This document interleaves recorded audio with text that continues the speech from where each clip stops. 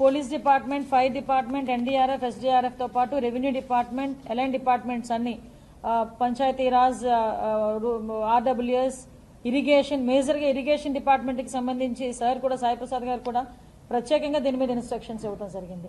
అంటే ఈ టైంకే ఐడెంటిఫై చేసుకున్నాం. కొన్ని ఐడెంటిఫై చేసుకుని బండ్స్ ఎక్కడైతే వీక్ గా ఉన్నాయి, బండ్స్ ప్రాబ్లం ఉన్న చోట ఆ ఏరియాస్ లో ముందే ఐడెంటిఫై చేసుకుని వాటన్నిటి దగ్గర కూడా ఈ శాండ్ బ్యాగ్స్ దగ్గర నుంచి ప్రతి ఒక్కటి కూడా ఎక్విప్మెంట్ అంతా రెడీ చేసుకోవటం, ఒక విఆర్ఓ స్థాయి వ్యక్తిని కూడా దాని మీద ఒక మానిటరింగ్ కి అక్కడ ఆ ఏరియాస్ లోని డిప్యూట్ చేయడం కూడా జరిగిందండి.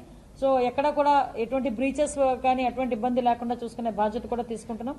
నెక్స్ట్ ఇంకొకటి ఏంటంటే ఈ అబ్స్ట్రక్షన్స్ ఏదైతే ఉంటాయో కాలువల్లో కానీ కెనాల్స్ లో కానీ అబ్స్ట్రక్షన్స్ కూడా క్లియర్ చేయమని ఆల్రెడీ ఇన్స్ట్రక్షన్స్ వెళ్ళినాయి. మేము చెప్పేది ఏంటంటే ఎవ్రీథింగ్ ఏది వచ్చినా కూడా ఎదుర్కొనడానికి, అదేవిధంగా సహాయక చర్యలు చేయడానికి గవర్నమెంట్ సిద్ధంగా ఉంది. ఎటువంటి హ్యూమన్ లాస్ జరగకూడదు, ప్రాపర్టీ లాస్ కూడా మాక్సిమం మినిమైజ్ చేయాలి అన్న దృక్పథంతో ఈరోజు క్యాటిల్ లాస్ కానీ హ్యూమన్ లాస్ కానీ ఉండకూడదు అనేది టార్గెట్ గా పెట్టుకుంటున్నాం. ప్రాపర్టీ లాస్ కూడా మినిమైజ్ చేయాలి అనే ఉద్దేశంతో మాక్సిమం ఈ రోజు మేము పనిచేసుకుంటున్నాం.